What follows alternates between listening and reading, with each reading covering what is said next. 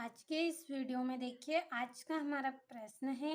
स्पष्ट कीजिए कि कृषि और उद्योग किस प्रकार साथ साथ बढ़ रहे हैं।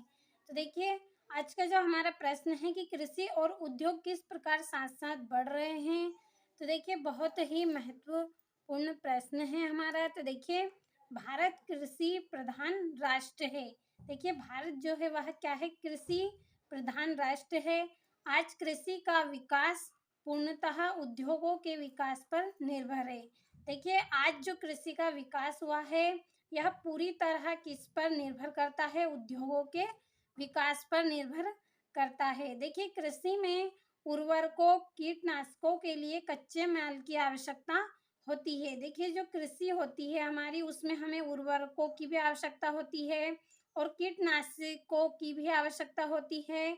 तो देखिए इसके लिए हमें कच्चा माल की आवश्यकता होती है और यह कच्चा माल हमें कहाँ से प्राप्त होता है, कृषि से प्राप्त होता है। जैसे चीनी उद्योग के लिए गन्ना खेतों से प्राप्त होता है। जब हम देखिए चीनी का उद्योग करते हैं, इसके उद्योग का हम निर्माण करते हैं तो इसके लिए हमें गन्नों की आवश्यकता होती है जो हमें कहाँ से प्राप्त होते हैं, खेतों से प्राप्त होते हैं।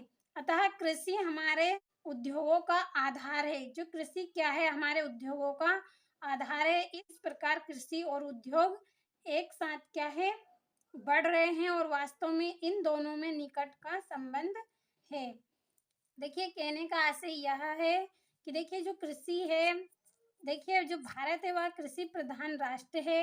आज कृषि का जो विकास हो रहा है वह पूरी तरह किस पर निर्भर है, उद्योगों के विकास पर निर्भर है।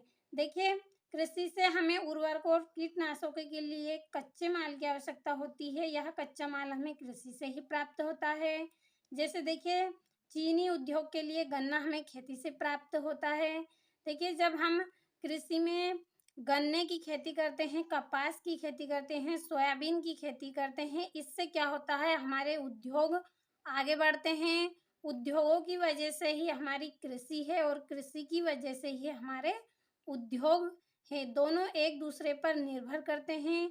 इसीलिए हम कहते हैं कि जो हमारे उद्योग है वह देखिए कृषि पर आधारित है और कृषि उद्योग पर आधारित है और इसलिए ये दोनों साथ साथ बढ़ रहे हैं। तो देखिए आपको अच्छे से यहाँ पे समझ में आया होगा, तो अच्छे से आप स्क्रीनशॉट लें और अच्छे से अपनी कॉपी में आप नोट करें और साथ में आप अच्छे से नोट्स भी बनाते चलिए इनके।